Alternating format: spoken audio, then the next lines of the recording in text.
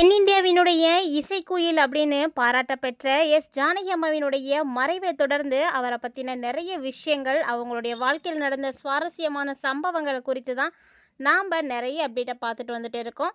அதில் ஒன்று தாங்க இப்போ நம்ம பார்க்க போகிறது. ஜானகி அம்மா 40,000க்கும் மேற்பட்ட பாடல்கள் வந்து பாடியிருக்காங்க. இருந்தாலுமே கூட ஏன் சாவித்திரி அம்மாவுக்கு மட்டும் பாடவே மாட்டேன் அப்படின்னு மறுத்திருக்காங்க. அவங்களுக்குள்ள நடந்த அந்த மோதல் என்ன? ஏன் இது வந்து இப்படி நடந்துச்சு? இந்த விஷயங்களை எப்படி படக்குழு வந்து கையாண்டாங்க? அப்படின்ற மாதிரியான அப்டேட் தான் கிடைச்சிருக்கு. ஸோ அதை பற்றி இந்த பதிவில் நம்ம டீட்டெயில்டாக பார்க்கலாம். இசைக்குயில் ஜானகி அம்மா கடந்த ஜூலை 11ஆம் தேதி உயிரிழந்தாங்க. ஸோ உடல்நலக் குறைவு காரணமாக தன்னுடைய 88வது வயதில் அவங்க பார்த்திங்கன்னா காலமாகியிருக்காங்க. அவங்களுடைய வரலாற்றை எடுத்து பார்த்தோம் அப்படின்னா நிறைய சிறப்புகளானது இருக்குது. ஏன்னா தென்னிந்திய சினிமாவில் பல மொழிகளில் வந்து பாடல்கள் வந்து பாடியிருக்காங்க. கிட்டத்தட்ட பார்த்தீங்கன்னா 40,000க்கு மேலே பாடல்கள் வந்து பாடியிருந்தாங்க. இருந்த போதுமே கூட ஜானகி அம்மா ஏன் நடிகர் திலகம் அப்படின்னு பெயர் எடுத்த சாவித்திரிக்கு மட்டும் பாட மறுத்திருக்காங்க. சொல்லப்போனால் இவங்களுக்கு வந்து பாடல்களே வந்து ஒரு குறிப்பிட்ட பாடல்களை மட்டும்தான் வந்து பாடியிருக்காங்களாம். அதுக்கு மேலே அவங்க பாடினதே இல்லை. இதுக்கு காரணம் என்னென்னா, ஒரு டைம் பாடல் பாடும்போது இவங்க 2 பேத்துக்குள்ள ஒரு சில மோதல்களானது ஏற்பட்டிருக்கு. அதுக்கப்புறமா தான் இனி சாவித்திரிக்கு நான் பாடவே மாட்டேன் அப்படின்னு ஜானகி அம்மா முடிவு செய்திருந்திருக்காங்க. இந்த நிலையில் ஜானகி அம்மாவை படக்குழுவில் இருக்கக்கூடியவங்கள்லாம் ஏமாற்றி பாடவும் வச்சுருக்காங்க. ஸோ ஜானகியை வந்து தெலுங்கு சேனல் 1க்கு இந்த பேட்டியை வந்து கொடுத்துருந்தாங்க. ஸோ அதை பற்றின அப்டேட்டு தான் இப்போ ரொம்பவே இன்ட்ரெஸ்டிங்காக கிடச்சிருக்குன்னு சொல்லணும். பொதுவாக இசை அப்படிங்கிறது வெறும் வரிகளையும் மெட்டுக்களையும் மட்டும் கொண்டது கிடையாதுங்க. அது வந்து பாடக்கூடிய பாடகருடைய உணர்வால் வந்து வரக்கூடிய விஷயம். அந்த நேரத்தில் பிறக்கக்கூடிய ராக சங்கதிகளால் உயிர் பெறக்கூடிய ஒரு கலை வடிவம் அப்படின்னு சொல்லுவாங்க. ஆமாங்க, அது உண்மைதானே. ஏன்னா வரிகளை மட்டும் வச்சு மெட்டுக்களை மட்டும் வச்சு இசையை வந்து நம்மளால் வந்து கொண்டு வந்துட முடியாது. அது பாடக்கூடிய ஒவ்வொருத்தருடைய தனிப்பட்ட உணர்வுகளால் வந்து வெளிப்படக்கூடிய ஒரு விஷயம். ஸோ அப்படி தான் வந்து நமக்கு ஒவ்வொருத்தங்க பாடுறாங்க. ஒரு சிங்கரை நம்மளுடைய ஃபேவரட்டான சிங்கர் எனக்கு ரொம்ப பிடிக்கும் அப்படின்னு நம்ம சொல்கிறதுக்கான முதல் முக்கிய காரணமே அவங்க எப்படி அந்த உணர்வை வெளிப்படுத்துகிறாங்க அப்படிங்கிறத பொறுத்து தான். ஸோ அதை வச்சு தான் நம்ம ஒவ்வொருத்தருக்கும் ஒவ்வொருத்தர் சிங்கரை வந்து பிடிச்சிக்குது. ஏன்னா ஒரு பாடல் வந்து உருவாகுது அப்படின்னா அதுக்கு பின்னாடி இருக்கக்கூடிய சுவாரஸ்யமான நிறைய அனுபவங்கள் இருக்குது. திரைக்கு பின்னாடி நடக்கக்கூடிய ஒரு சில மறக்க முடியாத வரலாற்று தருணங்களை பற்றியும் ஜானகி அம்மாவே வந்து சொல்லியிருந்திருப்பாங்க. ஏன்னா கண்டிப்பாக அது வந்து முக்கியமான விஷயம். ஒரு பாடல் எடுக்கிறது அப்படிங்கிறது அவ்வளோ சாதாரண விஷயமும் கிடையவும் கிடையாது. ஏன்னா எல்லா மியூசிக்கில் ஃபீல்டில் இருக்கக்கூடியவங்களுக்கு இது கண்டிப்பாக வந்து தெரியும்.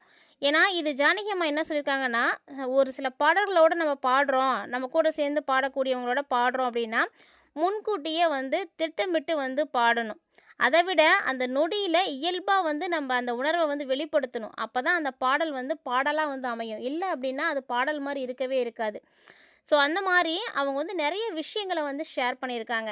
மேலும் பார்த்தீங்கன்னா இந்த ரெக்கார்டிங் பண்ணும் பொழுது பாடிட்டு இருக்கும்போதே நமக்கே தெரியாமல் திடீர்னு ஒரு சில அழகான சங்கதிகள்லாம் வந்து விழும்.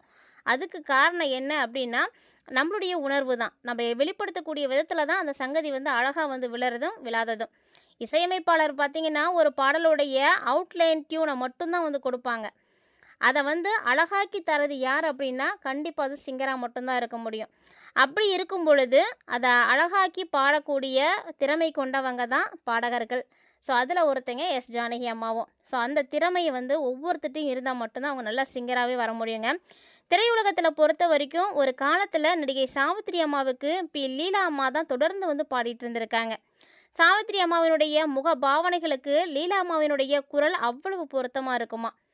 மாயா பஜார், மிஸ்ஸி அம்மா, பெல்லி கேசி சூடு இது மாதிரியான படங்கள்ல எல்லாம் பார்த்தீங்கன்னா லீலா அம்மா தான் வந்து சாவித்திரி அம்மாவுக்காக வந்து பாடியிருக்காங்க. ஒரு கட்டத்தில் சாவித்திரி அம்மா எனக்கு லீலா வேண்டாம், சுசீலா தான் பாடணும் அப்படின்னு அவங்க வந்து விரும்ப தொடங்கியிருக்காங்க. ஸோ படித்தா மட்டும் போதுமா அப்படின்ற ஒரு படத்தில் டிஆர் பாப்பா இசையமைப்பில் நான் ஒரு மெலோடி பாடலை வந்து பாடியிருந்தேன். அது வந்து ரொம்ப அழகாக வந்துருந்துச்சு. ஆனாலும் சாவித்திரி அம்மா பிடிவாதமாக சுசீலா தான் வேணும் அப்படின்னு கூறி அதை வந்து ரீடேக் எடுத்தாங்க. ஸோ இந்த ஒரு விஷயம் வந்து எனக்கு வந்து ரொம்ப வந்து அப்செட் பண்ணிருச்சு. ஸோ என்னுடைய பாடலை வேண்டாம் அப்படின்னு அவங்க வந்து மறுத்துருக்காங்க. அவங்க அப்படி அந்த ஒரு விஷயத்த வந்து சொல்லிட்டாங்களே அப்படின்றதுலே வந்து என் மனசு வந்து ரொம்ப வருத்தம் அடைஞ்சிருச்சுங்க. அன்னைக்கே நான் வந்து ஒரு முடிவு பண்ணுனேன். இனி எந்த காரணத்த கொண்டும் நாம எப்பயுமே வந்து சாவித்திரிக்கு மட்டும் பாடவே கூடாது அப்படின்னு. அதனால தான் நெறைய விஷயங்கள்ல சொல்லியிருப்பாங்க. சாவித்திரிக்கு அப்படின்னா நான் பாடவே போமாட்டேன். யார் வந்து நின்னாலும் சரி, யார் எவ்வளோ தூரம் என்ட்ட கெஞ்சினாலும் சரி, நான் போவே மாட்டேன் அப்படின்னு அவங்களே வந்து சொல்லியிருக்காங்க.